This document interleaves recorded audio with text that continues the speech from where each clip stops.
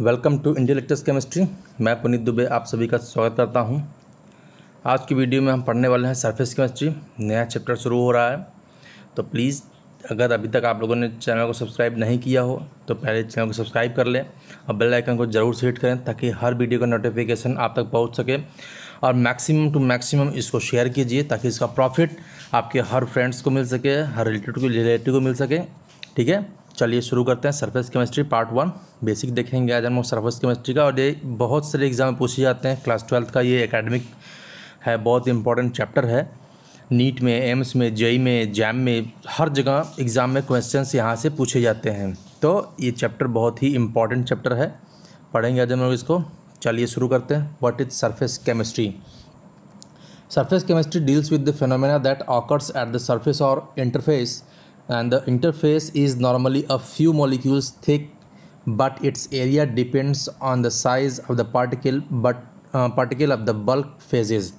Surface chemistry वो chemistry है जो कि एक सरफेस पे होने वाले सारे फिनोमेना को देखता है, उसको डील करता है। इंटरफेस पे होने वाली सारी फिनोमेना को डील करता है।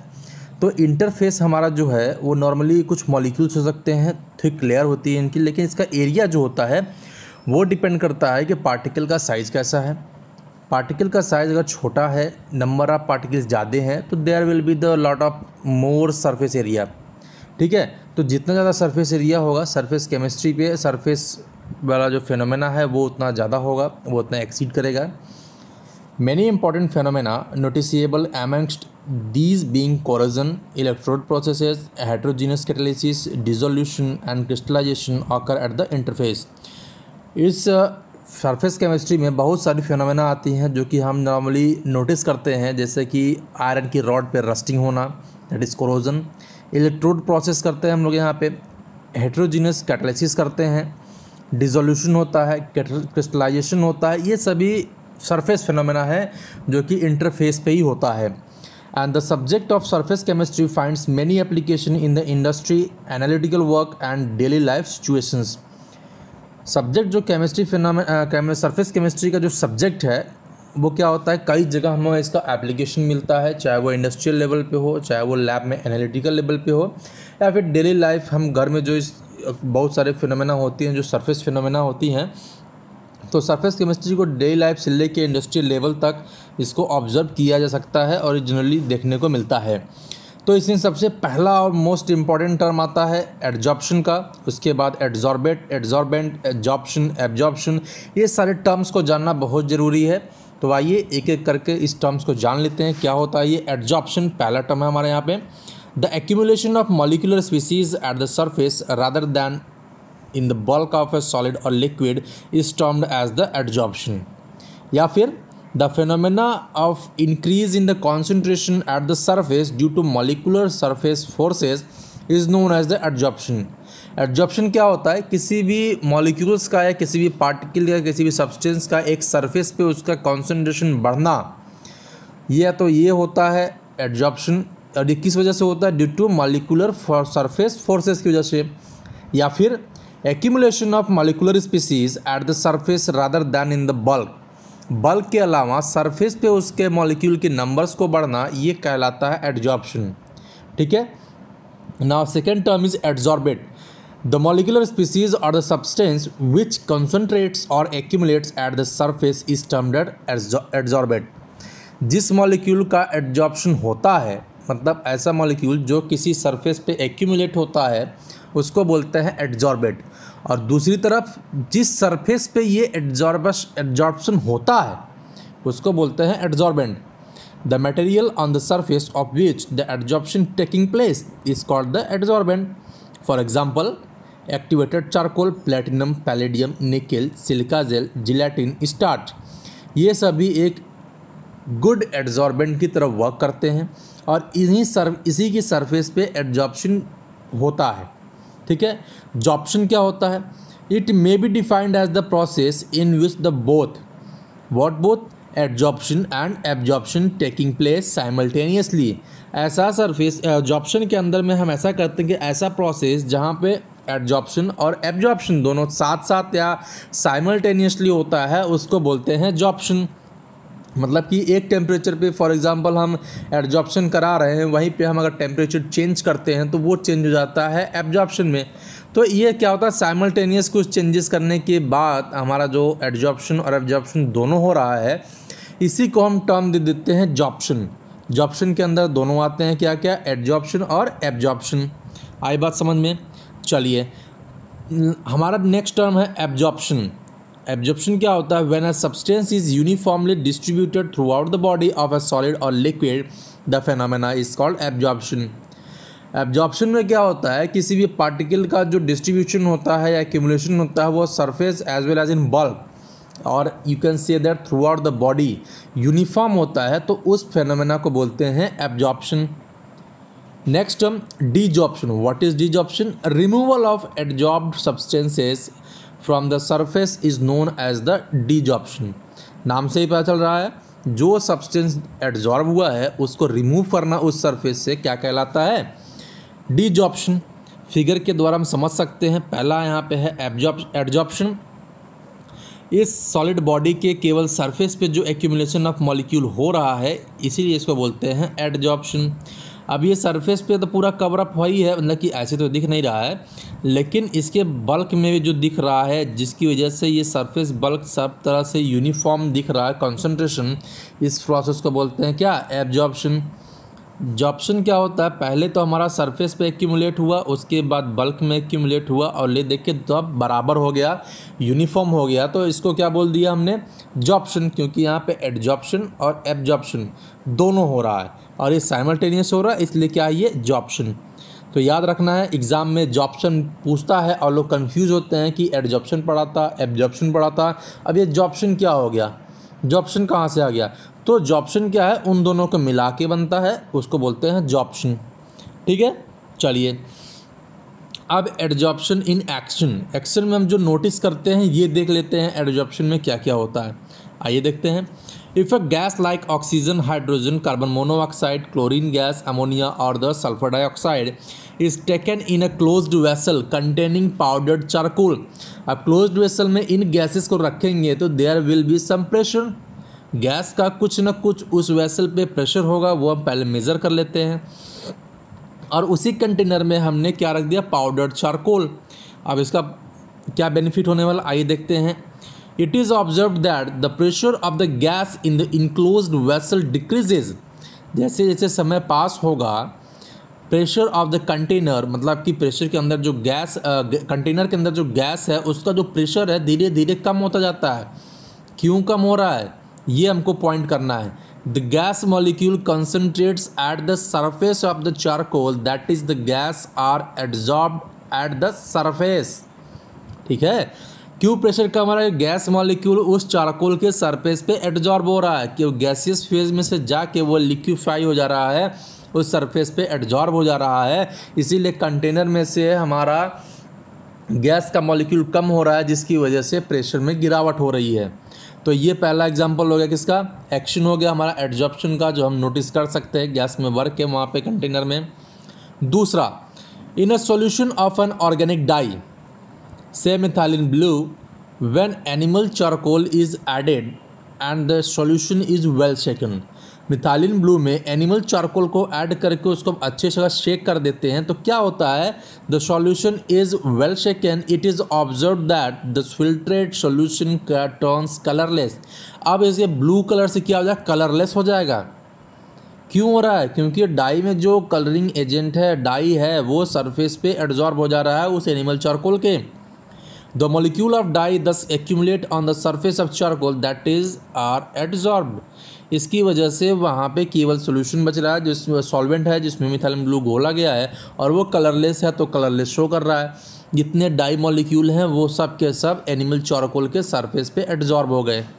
आई बात समझ में, ये है हमारा एक्शन है, action absorption in action. Next point है aqueous solution of raw sugar. Raw sugar हम लोग घोलते हैं, उसका सोल्यूशन कैसा होता है, when passed over the beds of the animal charcoal becomes colorless as the coloring substance are absorbed by the charcoal। Charcoal के द्वारा वो कलरिंग एजेंट एब्जॉर्ब हो जाता है, जिसकी वजह से जो रॉ शुगर का जो ये लाइट येलो कलर का सॉल्यूशन होता है वो क्या होता है, टर्न टू कलरलेस। आई बात समझ में। The air become dry in the presence of silica gel because the water molecule gets absorbed on the surface of silica gel. अगर हम मॉइस्ट एयर को सिलिका जेल के ऊपर पास करते हैं या किसी कंटेनर में हम मॉइस्ट एयर ले लेते हैं, उसमें सिलिका जेल हमने रख दिया है, तो वो वाटर का जो मॉइस्चर है वहाँ पे एयर में जो मॉइस्चर है वाटर मॉलिक्यूल को एब्जॉर्ब कर लेगा, एयर हमारा कंप्लीट ड्राई हो जाएगा। आई बात समझ में। Next point is absorption is essentially a surface phenomena. Solids, particularly in finely divided state, have large surface area and therefore charcoal, silica gel, alumina gel, clay colloids, metal in finely divided state act as a good adsorbent। ठीक है, absorption क्या है, completely और ज़रूरी निशेंसली बोला गया है, मतलब कि ये केवल सरफेस फेनोमेना होता है। कौन, एब्जॉर्प्शन। इसी की वजह को मद्देनज़र रखते हुए सॉलिड क्या होता है, पर्टिकुलरली जो फाइन डिवाइडेड होते हैं पाउडर फॉर्म में, have the large surface area and therefore, इसीलिए चारकोल हो गया, सिलिका जेल हो गया, एल्यूमिना जेल हो गया, क्ले कोलाइड हो गया, मेटल जो फाइनली डिवाइड होते हैं in the form of powder is act as a good adsorbent. ठीक है, इसीलिए वो क्या होते हैं, एक गुड एड्जॉर्बेंट की तरह यूज़ किए जाते हैं, उसकी तरह बिहेव करते हैं।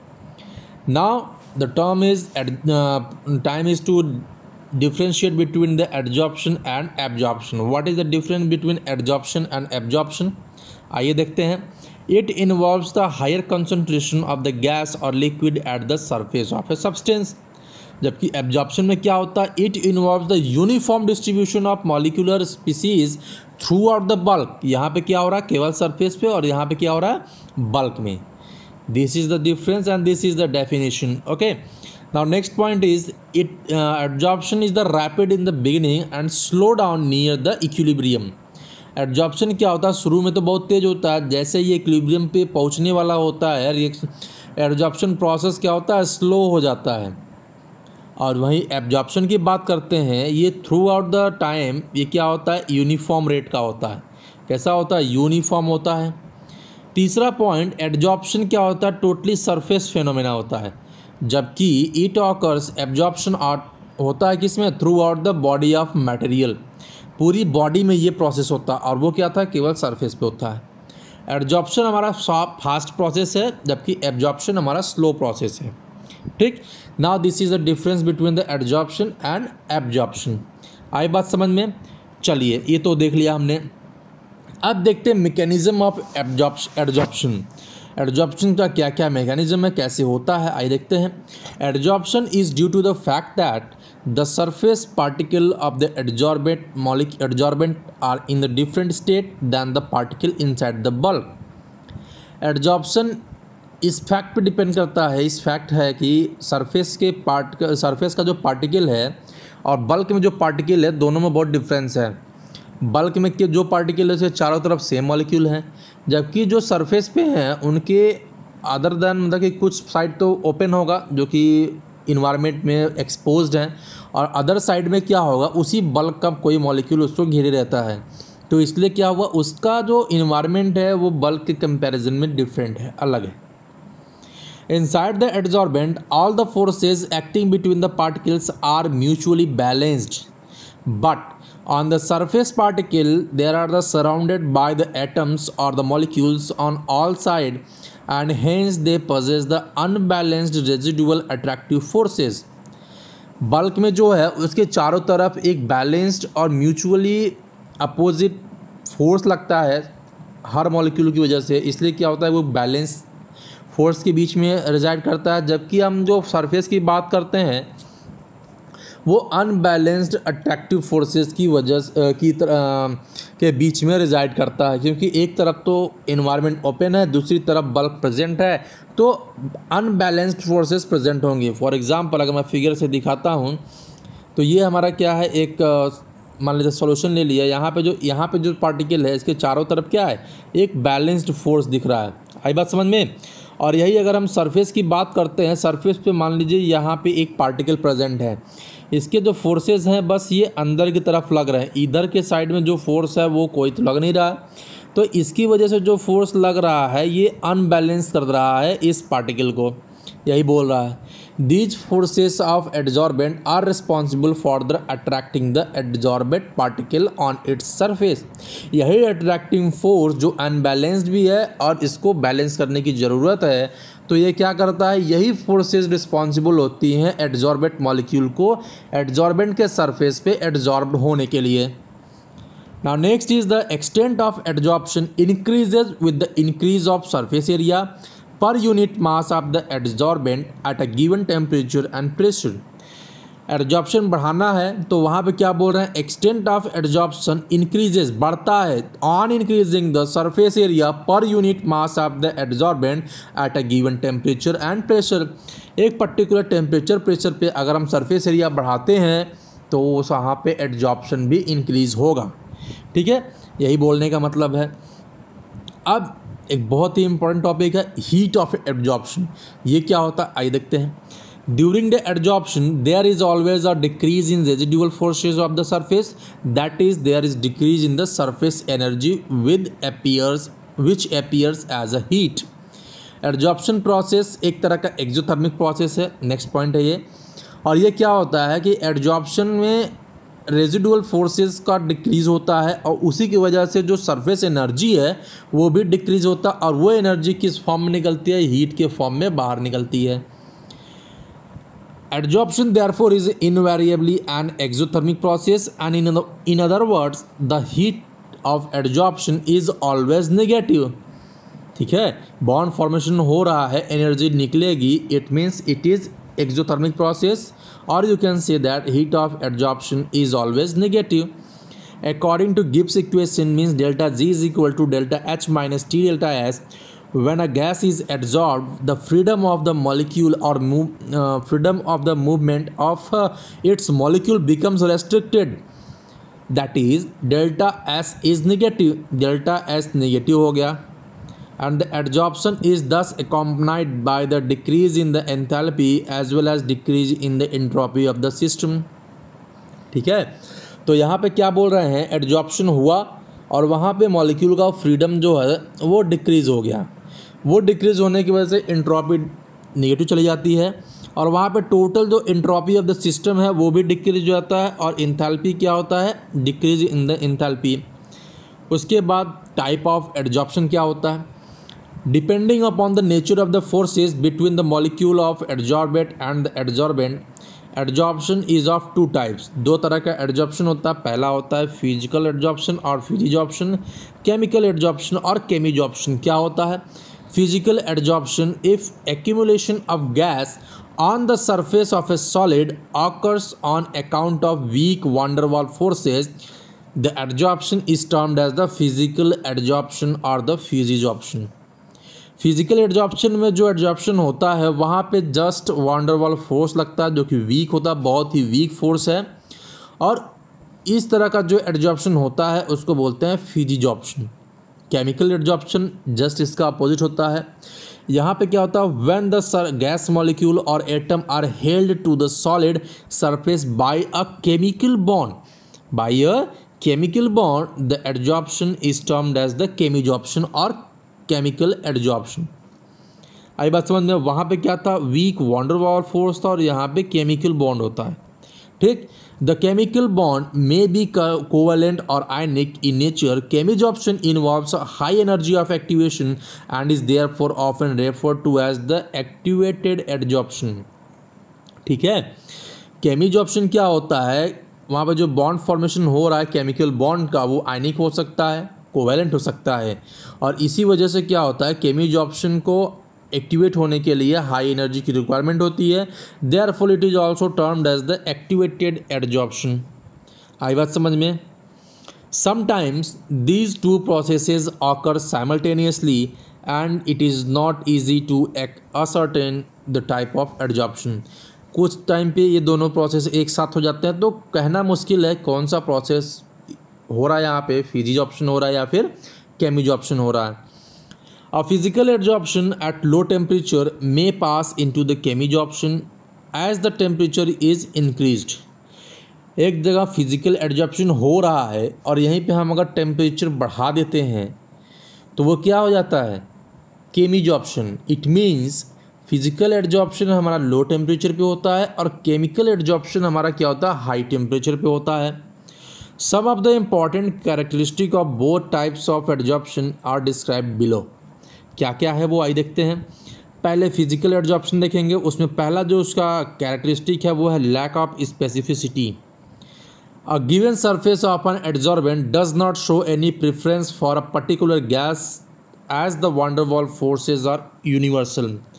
जैसा कि हम जानते हैं कि van der Waals जो वीक फोर्स है एक यूनिवर्सल फोर्स है जो कि सबके साथ लगता है। इसी की वजह से यहाँ पे उसकी स्पेसिफिसिटी कम हो जाती है, स्पेसिफिसिटी लूज हो जाती है, उसकी कमी पाई गई है। यहाँ पे किसी भी सरफेस पे कोई भी गैस मॉलिक्यूल एडजॉर्ब हो सकता है, कोई भी स्पेसिफिक नहीं है कि हम जैसे कि फॉर एग्जांपल अगर एनिमल चारकोल है तो वह केवल ऑक्सीजन गैस को ही एडजॉर्ब करेगा, वो केवल मिथाइलिन ब्लू को एडजॉर्ब करेगा, नहीं, किसी को भी एडजॉर्ब कर लेगा। तो यहाँ पे क्या है, स्पेसिफिसिटी की लैकनेस हो रही है। Second point, nature of adsorbate. The amount of gas adsorbed by a solid depends on the nature of gas. In general easily liquefiable gas that is with high critical temperature are readily adsorbed as van der Waals forces are stronger near the critical temperature। Adsorbate की बात करते हैं, जो molecule adsorb हो रहा है उसमें अगर गैस की बात करते हैं तो वो गैस जो इजीली लिक्विफिएबल हो सकते हैं, इजीली लिक्विफाइड हो सकते हैं, वो जल्दी एडजॉर्ब होते हैं क्योंकि ये लिक्विफिएबल होता है एट हाई क्रिटिकल टेम्परेचर पे और near critical temperature van der Waals forces थोड़ा सा स्ट्रॉन्ग फील कराते हैं। इसी वजह से जब हम इजीली लिक्विफिएबल गैस की बात करते हैं that means already there is mention at high critical temperature, तो वहाँ पे जितना जल्दी लिक्विफाई होगा उतना ही ज़्यादा वो एडजॉर्ब होगा। ठीक, चलिए नेक्स्ट हमारा यहाँ पे है रिवर्सिबल नेचर। फिजिकल एडजॉर्प्शन हमारा एक तरह का रिवर्सिबल प्रोसेस है।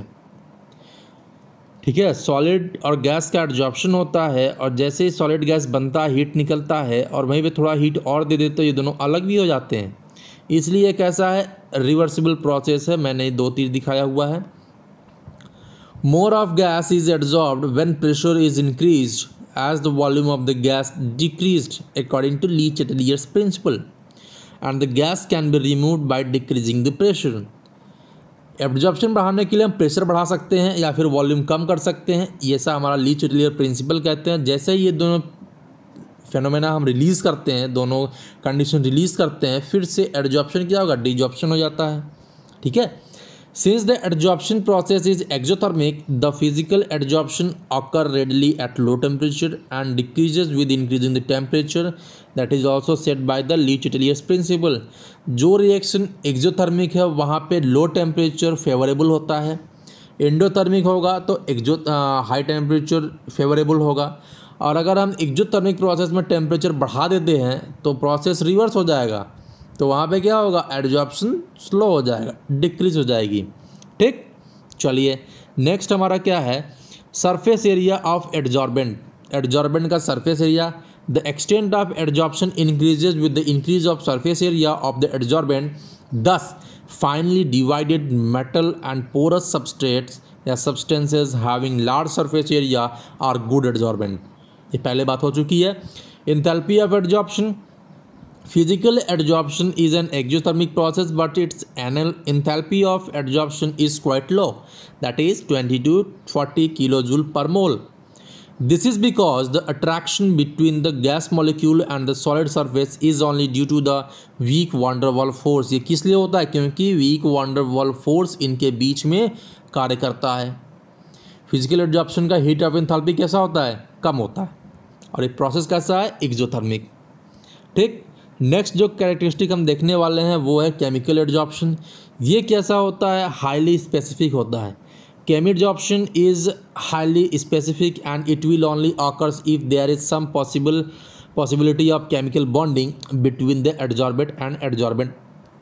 ठीक, यहाँ पे एक स्पेसिफिक कंडीशन लगता है कि जब एडजॉर्बेंट और एडजॉर्बेट मॉलिक्यूल के बीच में अगर बॉन्ड फॉर्मेशन की पॉसिबिलिटी है तभी वहाँ पे केमी एडजॉर्प्शन होगा। For example Oxygen are adsorbed on metal by virtue of oxide formation and hydrogen is adsorbed by the transition metal due to the hydride formation. Metal के साथ ऑक्सीजन का मेटल ऑक्साइड बनाएगा और हाइड्रोजन का transition metal के साथ metal hydride बनाते हैं, इसलिए वहाँ पे केमिकल बॉन्डेज के चांसेस ज़्यादा है, इसीलिए वहाँ पे केमिकल एडजॉर्प्शन होता है।